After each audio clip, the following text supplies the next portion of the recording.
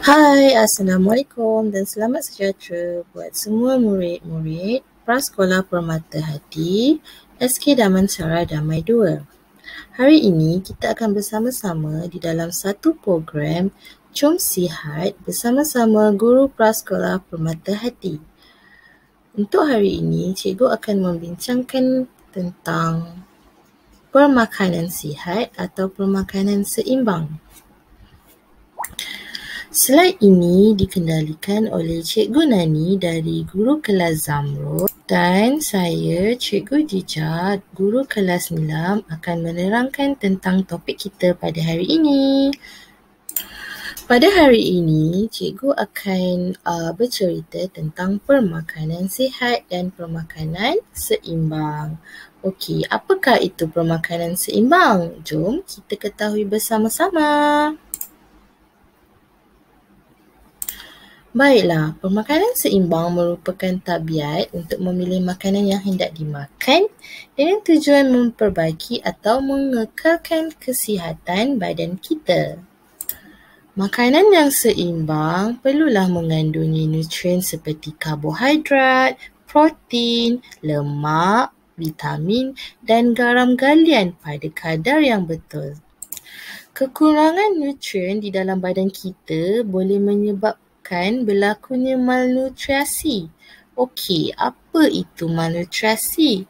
Malnutrisi ini adalah satu penyakit yang disebabkan kekurangan atau terlebih zat makanan. Sebab itu, seperti yang cikgu terangkan tadi, kita perlu mengambil zat makanan dengan kadar yang betul dan secukupnya sahaja.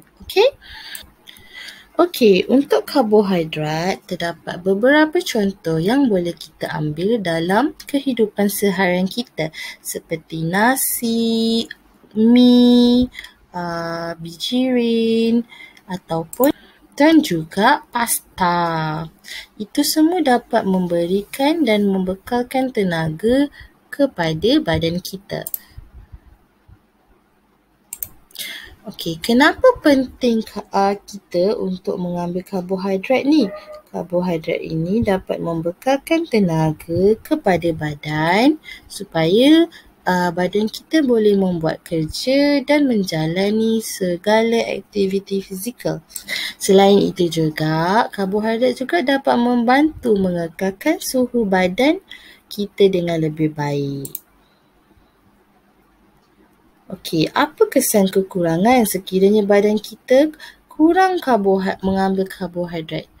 Apabila kurang karbohidrat dalam badan, tubuh badan kita mudah menjadi lemah, kita kurang tenaga dan mengganggu pertumbuhan tubuh badan kita. Seterusnya, cikgu ingin menunjukkan tentang contoh-contoh makanan daripada sumber protein. Okey, protein ini sumbernya daripada ikan, daging, ayam, sumber-sumber laut dan kekacang. Apa pula kepentingan protein? Protein dapat membaiki tisu badan yang rosak dan membina sel baru untuk pertumbuhan badan. Selain itu, protein juga dapat membantu pembentukan tulang serta otot pada badan kita. Sekiranya badan kita kekurangan protein, ia akan menyebabkan pertumbuhan badan kita jadi terbantut ataupun dapat mendapat penyakit kwashiorkor. Seterusnya, cikgu kongsikan tentang contoh-contoh makanan yang mempunyai kandungan lemak yang kita perlukan dalam badan seperti minyak, telur, mentega dan susu.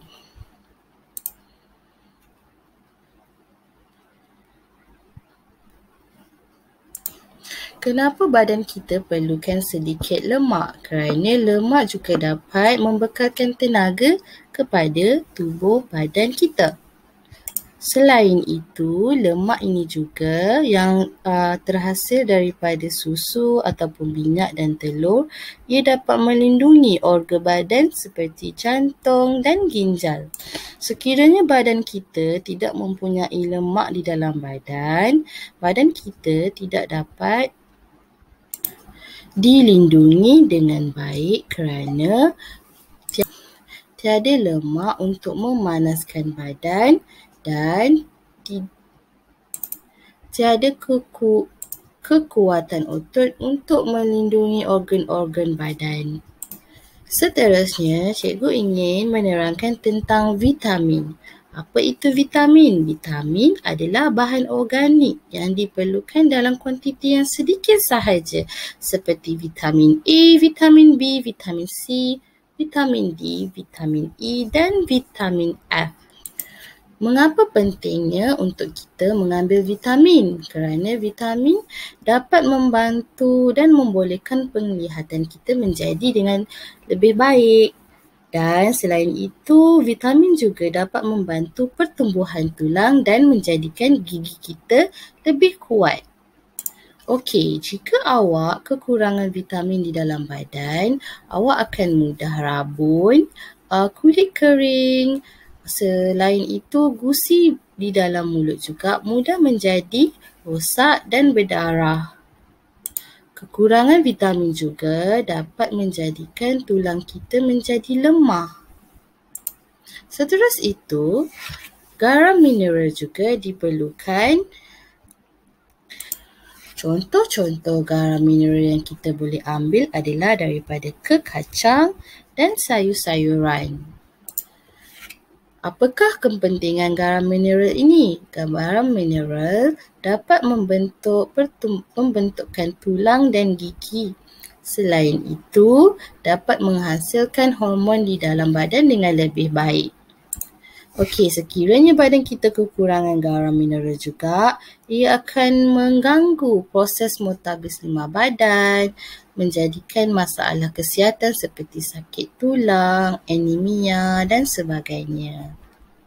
Selain itu, badan kita juga perlukan pelawas. Apa itu pelawas? Pelawas ialah bahan bergantian yang dapat dicernakan dalam sistem penghadaman. Okey, antara contoh-contoh untuk pelawas seperti buah-buahan dan sayur-sayuran. Kenapa pentingnya badan kita memerlukan sayur-sayuran dan buah-buahan supaya ia dapat membantu pergerakan bahan makanan di dalam salur penghadaman dengan lebih baik dan badan kita mudah untuk menyerap nutrisi. Okey, sekiranya badan kita kekurangan sayur-sayuran dan buah-buahan, badan kita akan menjadi sukar untuk membuang air besar dan sentiasa rasa tak selesa pada bahagian usus dan perut. Air adalah sejenis cecair yang tiada bau, rasa dan warna tetapi diperlukan dalam tubuh badan manusia sebanyak 70% air. Okey, seseorang memerlukan kira-kira 2 liter air ataupun 6 gelas air sehari. Jadi, dalam masa sehari awak perlu minum air sekurang-kurangnya 6 gelas ataupun kita sebut 6 cawan. Okey, kenapa penting air dalam badan? Air dapat membantu proses pencernaan makanan. Bila awak makan sesuatu makanan, kemudian awak minum air itu dapat membantu proses makanan ke dalam badan. Selain itu, air yang cukup di dalam badan dapat mengawal suhu badan kita dengan lebih baik. Bagaimana pula kesan sekiranya badan kita kekurangan air? Sekiranya badan kita kekurangan air, kita mudah untuk terkena penyakit sembelit dan proses pencernaan makanan menjadi terganggu. Selain itu, sekiranya badan awak kurang air, badan kita akan mudah lesu, penat dan mengantuk. Selain itu, kekurangan air juga dapat menyebabkan maut ataupun kematian. Seperti yang kita lihat, makanan sihat adalah sumbernya daripada sayur-sayuran, buah-buahan, ikan, daging, ayam, makanan laut dan air.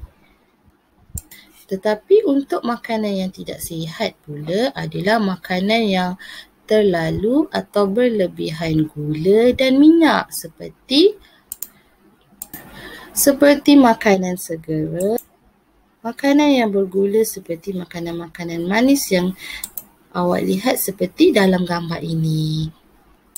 Okey, bukan tidak boleh kita untuk makan makanan seperti ini. Contohnya burger, fries dan ubi kentang, donat. Tapi kita boleh makan, cuma perlu ambil dalam kuantiti yang sedikit sahaja.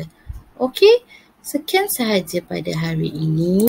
Terima kasih dan kita jumpa lagi.